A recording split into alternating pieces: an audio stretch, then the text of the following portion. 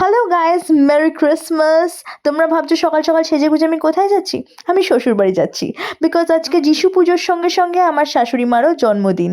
আর যাওয়ার সময় আমি অনেক জিনিসপত্র, ডেকোরেটিভ আইটেমস, চিকেন বগেরা সব বাজার করে নিয়ে যাচ্ছি, বিকজ আমি রান্না করব আমার শাশুড়ি মার জন্য।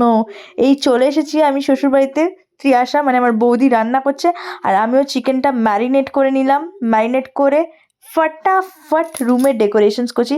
আমার শাশুড়ি মা জানে না যে আমি এইসব ডেকোরেশনস করছি, ওনার জন্য সারপ্রাইজ থাকবে। তো তোমরা প্লিজ কমেন্ট সেকশনে জানাও ডেকোরেশনস কেমন হচ্ছে। যাই হোক, ডেকোরেশন করতে করতে একটা অসম্ভব সুন্দর গন্ধ পেয়ে গেলাম, আর গন্ধটা হচ্ছে ত্রিয়াশার হাতে রান্না করা মাটনের। তো আমি বাটি হাতে দাঁড়িয়ে পড়েছি, আমার পেটুক সাইড জাগ্রত হয়ে গেছে, আমি টেস্ট করবই এই মাটন। আর টেস্ট করে বুঝে গেছি এবার আমার চিকেনটাও ভালো করতে হবে, তাই ফটাফট কোমর বেঁধে নেমে পড়েছি আমি আমার ম্যারিনেট করে রাখা চিকেনগুলোকে রান্না করার জন্য। আর রঙটা কিন্তু বেশ সুন্দরই এসছে। যাই হোক, খুব ডেডিকেশনের সাথে চিকেনটা রান্না করেছি। তোমরা চাইলে কমেন্ট সেকশনে লিখলে আমি নিশ্চয়ই এটার রেসিপিটাও শেয়ার করে দেবো। গন্ধটা ভালো উঠছে।